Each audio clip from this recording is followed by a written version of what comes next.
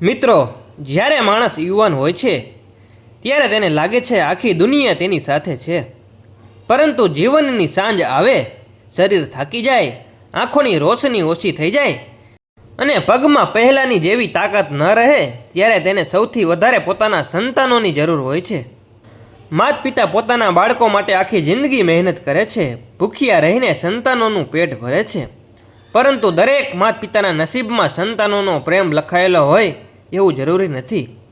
આજે હું તમને એક એવા વૃદ્ધ પિતાની હૃદયસ્પર્શી કથા સંભળાવવા જઈ રહ્યો છું, જેના 4 દીકરા હોવા છતાં જીવનના અંતિમ દિવસોમાં તે એકલા પડી ગયા. આ કથા સાંભળીને કદાચ તમારી આંખોમાં આંસુ આવી જશે અને તમે તમારા માતા પિતાને વધુ પ્રેમ કરવાનું શીખી જશો. ગુજરાતના એક નાનકડા ગામમાં મોહનભાઈ નામના ખેડૂત રહેતા હતા. આખા ગામમાં તેમની ઈમાનદારી અને મહેનતની ચર્ચા થતી હતી.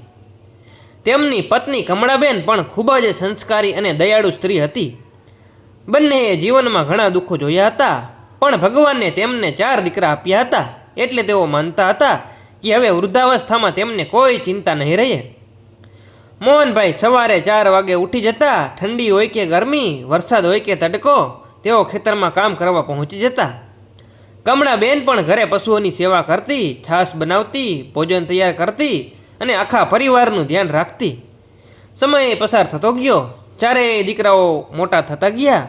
મોહનભાઈને ગર્વ હતો કે તેમના દીકરાઓ ભણશે, આગળ વધશે અને પરિવારનું નામ રોશન કરશે. ઘણી વખત ગામના લોકો કહેતા, મોહનભાઈ તમે તો બહુ નસીબદાર છો, 4 દીકરાઓ છે, હવે તો વૃદ્ધાવસ્થામાં રાજા જેવી જિંદગી જીવશો.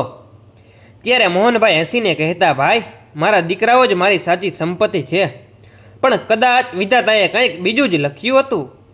વર્ષો પસાર થયા. 4 દીકરાઓ ભણીને પોતપોતાના કામ ધંધામાં લાગી ગયા. મોટો દીકરો રમેશ શહેરમાં નોકરી કરવા ગયો, બીજો સુરેશ વેપાર કરવા લાગ્યો અને ત્રીજો મહેશ શહેરમાં સ્થાયી થઈ ગયો અને સૌથી નાનો નરેશ પણ લગ્ન કરીને અલગ રહેવા લાગ્યો. શરૂઆતમાં બધું સારું ચાલતું હતું. તહેવારોમાં બધા ઘરે આવતા, ઘરમાં હાસ્ય ગુંજતું, કમળાબેનના ચહેરા પર ખુશી દેખાતી. પરંતુ ધીમે ધીમે બધું બદલાવા લાગ્યું.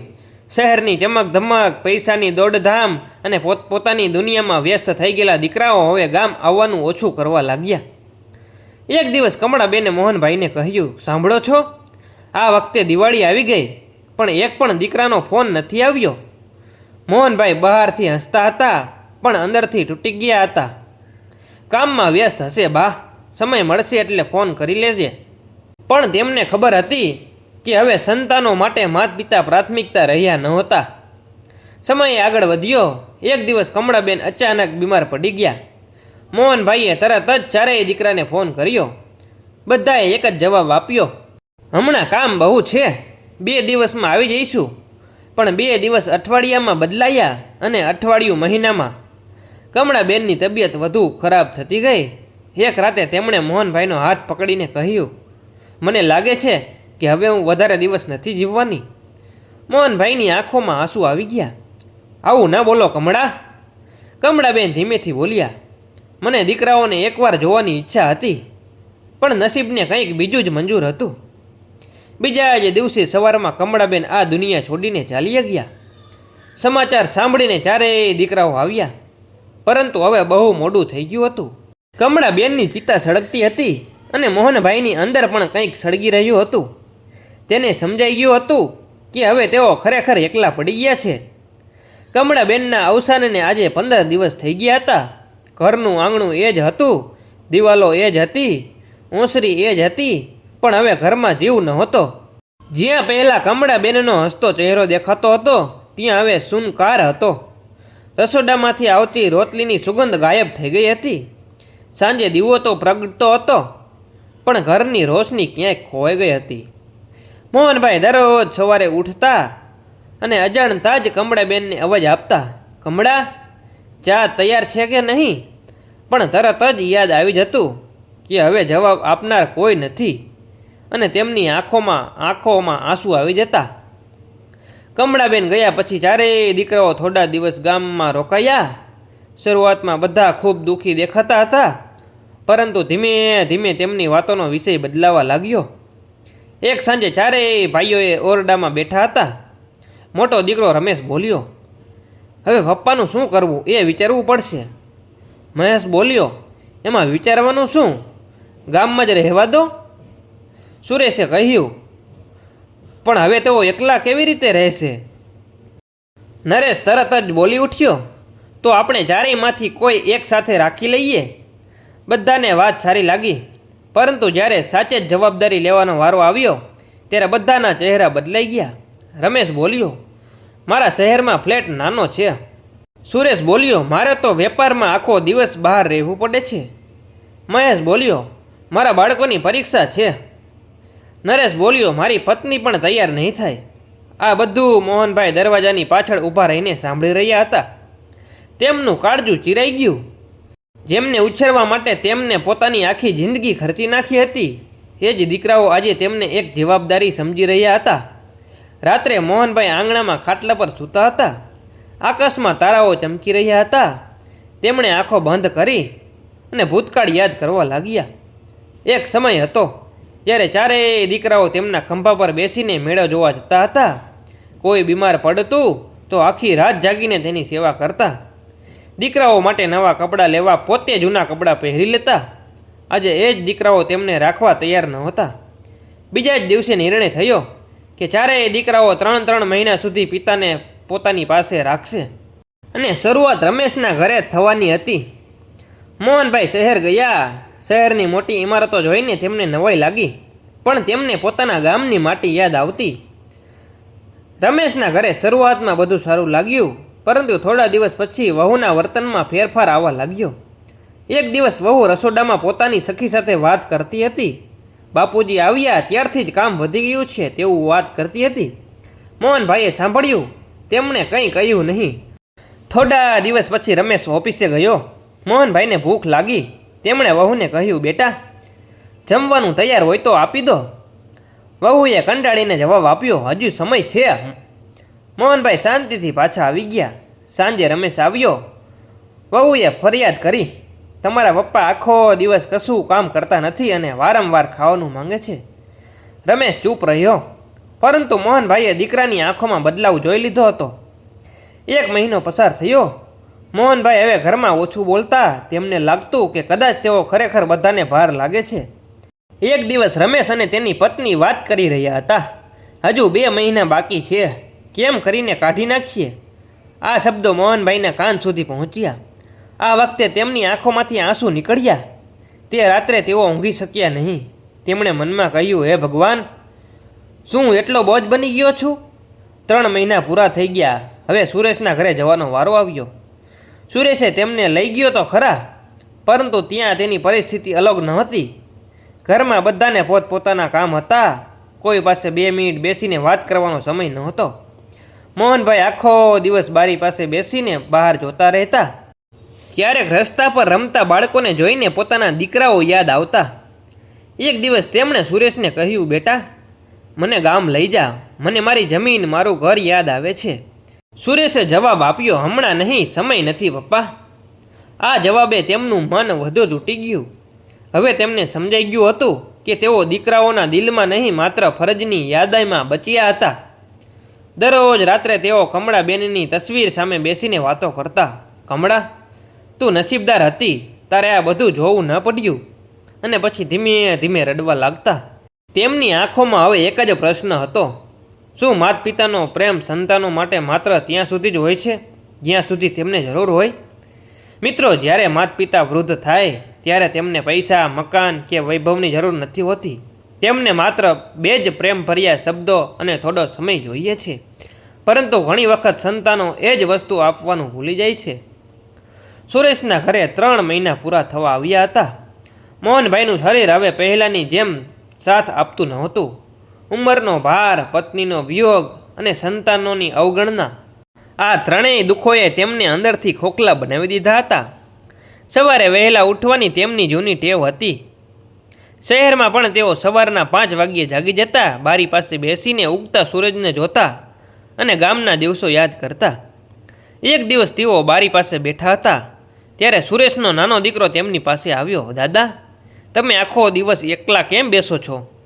મોહનભાઈના ચહેરા પર વર્ષો પછી હળવું સ્મિત આવ્યું. બેટા, હવે મારી સાથે વાત કરનાર કોણ છે? બાળક નિર્દોષ હતો તે બોલ્યો, હું છું ને દાદા. આ સાંભળીને મોહનભાઈની આંખો ભીની થઈ ગઈ. ક્યારેક નાના બાળકો એવો પ્રેમ આપી જાય છે જે મોટા લોકો પણ આપી શકતા નથી. પણ આ ખુશી પણ વધારે દિવસ ટકી નહીં. એક દિવસ સુરેશની પત્ની ગુસ્સામાં બોલી, આ બાળકોને આખો દિવસ દાદા પાસે બેસાડશો તો ભણશે ક્યારે? મોહનભાઈએ બધું સાંભળ્યું. તેમણે ફરી મૌન ધારણ કર્યું. થોડા દિવસ પછી તેમનો વારો પૂરો થયો. હવે તેઓ ત્રીજા દીકરા મહેશના ઘરે જવાના હતા. મહેશનું ઘર સૌથી મોટું હતું. મોહનભાઈને લાગ્યું કે કદાચ અહીં થોડો પ્રેમ મળશે, પરંતુ અહીં તો પરિસ્થિતિ ખૂબ જ ખરાબ હતી. મહેશ અને તેની પત્ની બંને નોકરી કરતા હતા. સવારે બધા નીકળી જતા, સાંજ સુધી મોહનભાઈ એકલા ઘરમાં રહેતા. કોઈ પૂછનાર નહીં, કોઈ વાત કરનાર નહીં. ક્યારેક આખો દિવસ કોઈનો અવાજ પણ સાંભળવા મળતો નહોતો. એક દિવસ બાથરૂમમાં જતાં તેમનો પગ લપસી ગયો. તેઓ નીચે પડી ગયા. ઘૂંટણમાં ઈજા થઈ. તેઓ દુઃખથી બૂમો પાડતા રહ્યા, પણ ઘરમાં કોઈ નહોતું. લગભગ 2 કલાક સુધી તેઓ જમીન પર પડ્યા રહ્યા. ધીમે ધીમે દિવાલોનો સહારો લઈને ઊભા થયા. તે દિવસે તેઓ ખૂબ જ રડ્યા. ઈજાના દુઃખ કરતાં વધુ દુઃખ એ વાતનું હતું કે હવે તેમની સંભાળ રાખનાર કોઈ નહોતું. રાત્રે મહેશ ઘરે આવ્યો. તેણે માત્ર એટલું જ પૂછ્યું, પપ્પા દવા લગાવી લીધી ને? અને મોબાઈલમાં વ્યસ્ત થઈ ગયો. મોહનભાઈને સમજાઈ ગયું કે હવે તેઓ કોઈની પ્રાથમિકતા રહ્યા નથી. દિવસો પસાર થતા ગયા. એક દિવસ તેઓ કમળાબેનનો ફોટો જોઈ રહ્યા હતા. અચાનક તેમની નજર પોતાના હાથ પર પડી. એ જ હાથો, જે હાથોએ ચારેય દીકરાઓને ઊંચકીને ચાલતા શીખવ્યા હતા. એ જ હાથો, જેમણે ખેતરમાં દિવસ રાત મહેનત કરી હતી. એ જ હાથો, જેમણે ક્યારેય પોતાના માટે કંઈ માંગ્યું નહોતું. આજે એ જ હાથો કંપી રહ્યા હતા અને તેમને પકડવા માટે કોઈ હાથ આગળ આવતો નહોતો. મહેશના ઘરે 3 મહિના પૂરા થયા. હવે સૌથી નાના દીકરા નરેશનો વારો આવ્યો. મોહનભાઈએ મનમાં એવું વિચાર્યું કે કદાચ નાનો છે એટલે થોડો વધુ લાગણીશીલ હશે, પણ નસીબ ફરી એકવાર તેમની સામે હસ્યું. નરેશની પત્નીને શરૂઆતથી જ મોહનભાઈ પસંદ નહોતા. એક દિવસ તેણે સીધું કહી દીધું, ઘરમાં જગ્યા ઓછી છે. મોહનભાઈએ સાંભળ્યું. તેમણે કંઈ કહ્યું નહીં, પણ અંદરથી તેઓ તૂટી ગયા. એક સાંજે નરેશ અને તેની પત્ની વચ્ચે વાત ચાલી રહી હતી. આ રીતે કેટલા વર્ષ રાખવાના? કોઈ વૃદ્ધાશ્રમમાં મૂકી દઈએ તો? આ શબ્દો સાંભળીને મોહનભાઈના પગ નીચેથી જમીન સરકી ગઈ. તેમને વિશ્વાસ નહોતો આવતો કે જેમના માટે આખી જિંદગી મહેનત કરી, એ જ સંતાનો તેમને વૃદ્ધાશ્રમમાં મોકલવાની વાત કરી રહ્યા હતા. તે રાત્રે તેઓ આખી રાત જાગતા રહ્યા. આંખોમાં આંસુ અટકતા નહોતા. તેમણે આકાશ તરફ જોઈને કહ્યું, હે ભગવાન, જો મારી જરૂર હવે કોઈને નથી તો મને પણ હવે બોલાવી લો. પણ ભગવાને કદાચ હજુ તેમની પરીક્ષા પૂરી કરી નહોતી. બીજા જ દિવસે વહેલી સવારે મોહનભાઈ શાંતિથી ઊભા થયા. તેમણે પોતાના થોડાક કપડાં એક જૂના થેલામાં મૂક્યા. કમળાબેનનો ફોટો ખિસ્સામાં રાખ્યો અને કોઈને કહ્યા વગર ઘરેથી નીકળી પડ્યા. રસ્તા પર ચાલતા ચાલતા તેઓ ગામ તરફ જવા નીકળી ગયા. તેમની આંખોમાં આંસુ હતા, પણ દિલમાં એક નિર્ણય પણ હતો, હું હવે કોઈના માટે બોજ નહીં બનું. ઘણા કલાકો સુધી ચાલ્યા. પછી તેઓ એક બસ સ્ટેન્ડ પર પહોંચ્યા. ત્યાં એક બેન્ચ પર બેસી ગયા. થાકેલા હતા, ભૂખ્યા હતા અને સૌથી વધારે એકલા હતા. એ સમયે એક અજાણ્યો માણસ તેમની પાસે આવ્યો. તે બોલ્યો, કાકા તમે રડો છો કેમ? મોહનભાઈએ વર્ષો પછી પહેલી વાર પોતાના દિલનો દુઃખ કોઈને કહ્યું. અજાણ્યો માણસ બધું સાંભળતો રહ્યો. પછી તેણે જે કહ્યું એ સાંભળીને મોહનભાઈ આશ્ચર્યમાં પડી ગયા. મિત્રો, ઘણી વખત પોતાના જ લોકો ઘા આપે છે અને અજાણ્યા લોકો મલમ બની જાય છે. જીવનમાં સંબંધો લોહીથી નહીં, પ્રેમથી ટકે છે. બસ સ્ટેન્ડ પર બેઠેલા મોહનભાઈના ચહેરા પર વર્ષોનું દુઃખ દેખાતું હતું. આંખોમાંથી આંસુઓ સતત વહેતા હતા. હાથમાં એક જૂનો થેલો હતો અને ખિસ્સામાં કમળાબેનનો ફોટો. તેમની બાજુમાં બેઠેલા અજાણ્યા માણસે ફરી પૂછ્યું, કાકા શું થયું છે? તમે આ ઉંમરે એકલા ક્યાં જાઓ છો? મોહનભાઈએ ધીમે ધીમે પોતાની આખી કહાની કહી. 4 દીકરાઓ, પત્નીનું મૃત્યુ, અપમાન, એકલતા અને આખરે ઘર છોડવાનો નિર્ણય. અજાણ્યો માણસ બધું શાંતિથી સાંભળતો રહ્યો. પછી તેણે મોહનભાઈનો હાથ પકડીને કહ્યું, કાકા હું તમને મારા પિતા સમાન માનું છું. આજે તમે એકલા નથી. મોહનભાઈ આશ્ચર્યથી તેની સામે જોવા લાગ્યા. આજ સુધી પોતાના દીકરાઓએ પણ આવું વાક્ય બોલ્યા ન હતા. તે માણસનું નામ અર્જુન હતું. અર્જુન એક સામાજિક કાર્યકર હતો. વર્ષોથી નિરાધાર વૃદ્ધોની સેવા કરતો હતો. તે બોલ્યો, કાકા, હું તમને એક જગ્યાએ લઈ જવા માંગુ છું જ્યાં ઘણા એવા વૃદ્ધો છે જેમને સંતાન હોવા છતાં એકલા રહેવું પડે છે. મોહનભાઈ પાસે હવે કોઈ વિકલ્પ નહોતો. તેઓ અર્જુન સાથે ચાલ્યા. થોડી વારમાં તેઓ એક સુંદર આશ્રમમાં પહોંચ્યા. આ કોઈ સામાન્ય વૃદ્ધાશ્રમ નહોતો. અહીં વૃદ્ધોને પરિવારની જેમ રાખવામાં આવતા હતા. કોઈ તેમને બાપુજી કહેતો, કોઈ કાકા કહીને પ્રેમથી વાત કરતો. મોહનભાઈને વર્ષો પછી લાગ્યું કે કોઈ તેમની વાત સાંભળે છે. પહેલા દિવસે એક જ વૃદ્ધે તેમની પાસે આવીને કહ્યું, ભાઈ, અહીં બધા દુઃખ લઈને આવ્યા છે, પણ એકબીજાનો સહારો બનીને જીવીએ છીએ. આ શબ્દો સાંભળીને મોહનભાઈની આંખો ફરી ભીની થઈ ગઈ. રાત્રે તેઓ સૂવા ગયા, પણ આજે ઘણા મહિનાઓ પછી તેમને શાંતિથી ઊંઘ આવી. બીજી તરફ જ્યારે નરેશ સાંજે ઘરે આવ્યો ત્યારે તેને ખબર પડી કે પિતા ઘર છોડીને ચાલ્યા ગયા છે. શરૂઆતમાં બધાએ વિચાર્યું કે કદાચ ગામ ગયા હશે, પરંતુ બીજા દિવસે પણ કોઈ ખબર ન પડી. ત્રીજા દિવસે પણ નહીં. હવે ચારેય ભાઈઓ ચિંતામાં આવી ગયા. રમેશ બોલ્યો, આપણે પોલીસને જાણ કરવી જોઈએ. મહેશ બોલ્યો, જો તેમને કંઈ થઈ ગયું હશે તો? પ્રથમ વખત ચારેય દીકરાઓના મનમાં ડર ઊભો થયો. તેઓએ પિતાને ગુમાવવાનો વિચાર પણ કર્યો નહોતો, પરંતુ હવે થોડું મોડું થતું હતું. દિવસો પસાર થતા ગયા. મોહનભાઈ આશ્રમમાં ધીમે ધીમે નવા જીવન સાથે જોડાવા લાગ્યા. ત્યાં તેઓ અન્ય વૃદ્ધો સાથે વાતો કરતા હતા.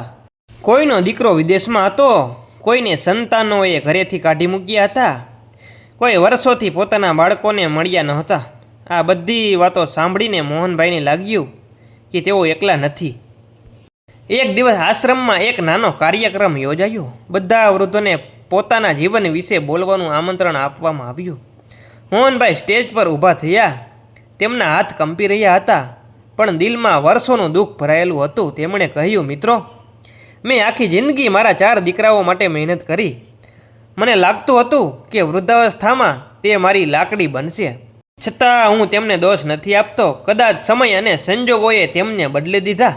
આ શબ્દો સાંભળીને આખો હોલ શાંત થઈ ગયો.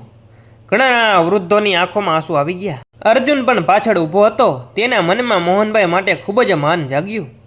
કાર્યક્રમનો વિડીયો સોશિયલ મીડિયા પર મૂકવામાં આવ્યો. અને નસીબનો ખેલ જુઓ, થોડા જ દિવસમાં એ વિડીયો લાખો લોકો સુધી પહોંચી ગયો. એક સાંજે રમેશ મોબાઈલ જોઈ રહ્યો હતો. અચાનક તેની નજર એ વિડીયો પર પડી. વિડીયોમાં તેના પિતા હતા. તે બોલતા હતા, મારા દીકરાઓ 4 છે, પણ આજે હું એકલો છું. રમેશના હાથ કંપી ઉઠ્યા. તેણે તરત જ પોતાના ભાઈઓને ફોન કર્યો. બધાએ વિડીયો જોયો અને વર્ષો પછી ચારેય ભાઈઓની આંખોમાં પસ્તાવાના આંસુ આવ્યા. તેમણે સમજાયું કે તેમણે શું ગુમાવ્યું છે, પરંતુ પ્રશ્ન એ હતો, શું હવે પણ સમય બચ્યો હતો? મિત્રો, ઘણી વખત માણસ પાસે જે હોય છે તેની કદર ત્યારે નથી થતી, પરંતુ જ્યારે તે હાથમાંથી નીકળી જાય છે ત્યારે તેની કિંમત સમજાય છે. વિડીયો જોયા પછી ચારેય ભાઈઓએ આખી રાત ઊંઘી શક્યા નહીં. મોબાઈલની સ્ક્રીન બંધ થઈ ગઈ હતી, પણ પિતાના શબ્દો હજુ પણ તેમના કાનમાં ગૂંજી રહ્યા હતા. મારા 4 દીકરાઓ છે, પણ આજે હું એકલો છું. આ શબ્દોએ ચારેયના હૃદયને હચમચાવી નાખ્યા. રમેશની યાદ આવ્યું કે જ્યારે તે નાનો હતો ત્યારે એક વખત તેને ભારે તાવ આવ્યો હતો. આખી રાત મોહનભાઈ તેને ખોળામાં લઈને બેસી રહ્યા હતા. પોતે જાગતા રહ્યા હતા, પણ દીકરાને ઊંઘાવી દીધો હતો. સુરેશને યાદ આવ્યું કે શાળાની ફી ભરવા માટે પિતાએ પોતાનો મનપસંદ બળદ વેચી દીધો હતો. મહેશને યાદ આવ્યું કે કોલેજનો દાખલો લેવા માટે પૈસા ન હતા, ત્યારે પિતાએ પોતાની પત્નીને દાગીના ગીરવી મૂક્યા હતા. નરેશને યાદ આવ્યું કે બાળપણમાં તે પડી ગયો હતો, ત્યારે પિતાએ તેને ખંભા પર બેસાડીને 5 કિલોમીટર સુધી દૂર દવાખાને લઈ ગયા હતા. આ બધી યાદો આજે તેમને અંદરથી રડાવી રહી હતી. સવારે ચારેય ભાઈઓ વહેલી સવારે એક જગ્યાએ ભેગા થયા. કોઈના ચહેરા પર અહંકાર નહોતો, કોઈ પાસે બહાના નહોતા, માત્ર પસ્તાવો જ હતો. રમેશે ધીમા અવાજે કહ્યું, આપણે પિતાજી સાથે બહુ મોટો અન્યાય કર્યો છે. સુરેશે માથું ઝુકાવી દીધું. મહેશની આંખો ભીની હતી. નરેશ તો રડી પડ્યો. ભાઈ, જો પપ્પા અમને માફ નહીં કરે તો? થોડી ક્ષણ માટે બધે શાંતિ છવાઈ ગઈ. પછી ચારેય નક્કી કર્યું કે ગમે ત્યાં હોય પણ પિતાને શોધી કાઢવા. તેમણે વિડીયોમાં દેખાતો આશ્રમ શોધવાનું શરૂ કર્યું. 2 દિવસની મહેનત પછી આખરે આશ્રમનો પત્તો મળી ગયો. ચારેય ભાઈઓ કારમાં બેસીને આશ્રમ તરફ નીકળી ગયા. રસ્તા દરમિયાન કોઈ વાત કરતું નહોતું. દરેક પોતપોતાનો પાપનો હિસાબમાં ખોવાઈ ગયા હતા. બીજી તરફ મોહનભાઈ આશ્રમમાં બગીચામાં બેઠા હતા. સાંજનો સમય હતો. પંખીઓ પોતાના માળા તરફ પાછા ફરી રહ્યા હતા. મોહનભાઈએ આકાશ તરફ જોયું અને મનમાં કહ્યું, કમળા, જોતું હોત તો કદાચ આ દિવસ તારે જોવો ન પડત. એટલામાં અર્જુન દોડતો આવ્યો. કાકા, તમારા દીકરા આવ્યા છે. મોહનભાઈને પોતાના કાન પર વિશ્વાસ ન આવ્યો. તેમણે ધીમેથી પાછળ જોયું. દૂર ચારેય દીકરાઓ ઊભા હતા. આંખમાં આંસુ હતા. ચહેરા પર શરમ નહોતી અને દિલમાં પસ્તાવો હતો. થોડી ક્ષણ માટે સમય જાણે અટકી ગયો હોય. કોઈ બોલ્યું નહીં, કોઈ હલ્યું નહીં. પછી નરેશ દોડતો આવ્યો અને પિતાના પગમાં પડી ગયો. પપ્પા, અમને માફ કરી દો. તે ધ્રુસકે રડી રહ્યો હતો. પાછળથી બીજા 3 ભાઈઓ પણ પિતાના પગમાં પડી ગયા. આશ્રમના બધા લોકોની આંખો ભીની થઈ ગઈ. મોહનભાઈનું હૃદય પણ પીગળી ગયું. તેઓ ધીમેથી બોલ્યા, બેટા, ઊભા થાઓ. પણ ચારેય દીકરાઓ ઊભા ન થયા. રમેશ રડતા રડતા બોલ્યો, પપ્પા, અમે તમારા લાયક નથી. મહેશ બોલ્યો, તમે અમારા માટે બધું કર્યું અને અમે તમને એકલા છોડી દીધા. સુરેશ બોલ્યો, અમને સજા આપો પપ્પા. મોહનભાઈની આંખોમાંથી આંસુ વહેવા લાગ્યા.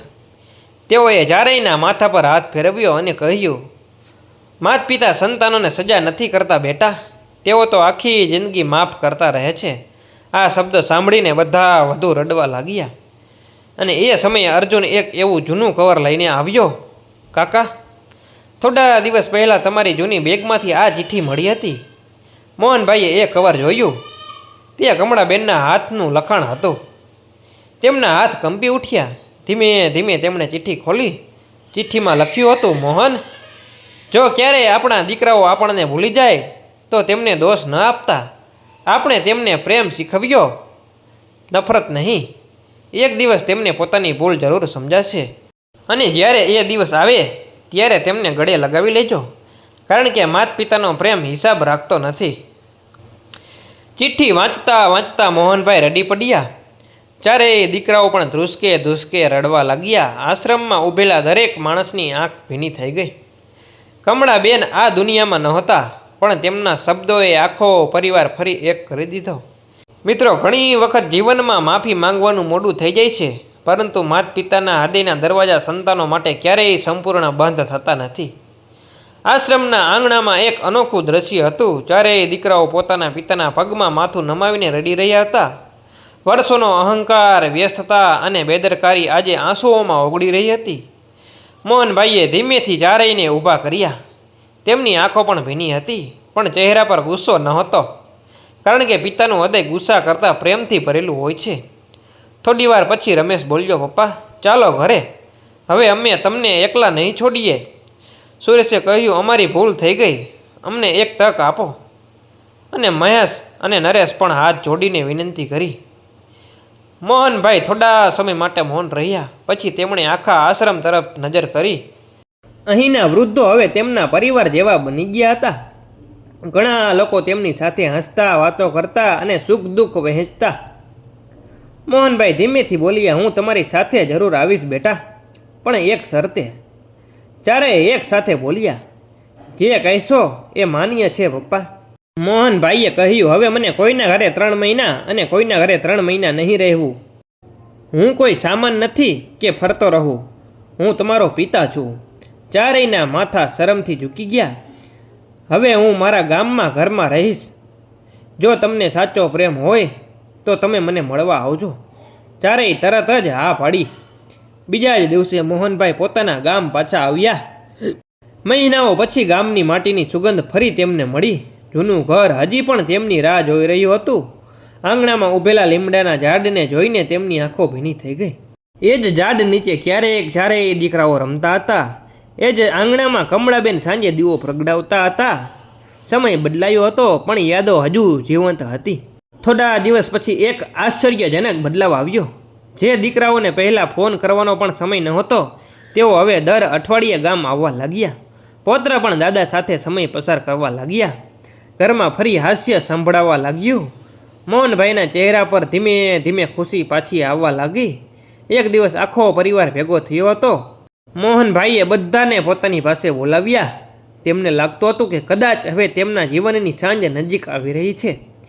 તેઓએ જ્યારે દીકરાઓનો હાથ પોતાના હાથમાં લીધો અને કહ્યું, બેટા, જીવનમાં પૈસા કમાવા ખરાબ નથી, મોટું ઘર બનાવવું ખરાબ નથી, નામ કમાવવું ખરાબ નથી, પણ આ બધાની દોડમાં જો માતા પિતાને ભૂલી જાઓ તો સમજજો કે તમે જીવનની સૌથી મોટી સંપત્તિ ગુમાવી દીધી છે. ઘરમાં શાંતિ છવાઈ ગઈ. મોહનભાઈ આગળ બોલ્યા, જ્યારે તમે નાના હતા ને, ત્યારે હું તમારી એક રડવાની અવાજ સાંભળીને દોડી આવતો હતો.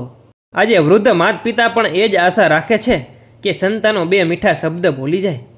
ચારેય દીકરાઓની આંખોમાં આંસુ વહેવા લાગ્યા. મોહનભાઈએ છેલ્લી વાત કહી, યાદ રાખજો, વૃદ્ધ માતા પિતા ક્યારેય સંતાનો માટે બોજ નથી હોતા. તેઓ તો એ મૂળ છે જેના કારણે આખું વૃક્ષ ઊભું છે.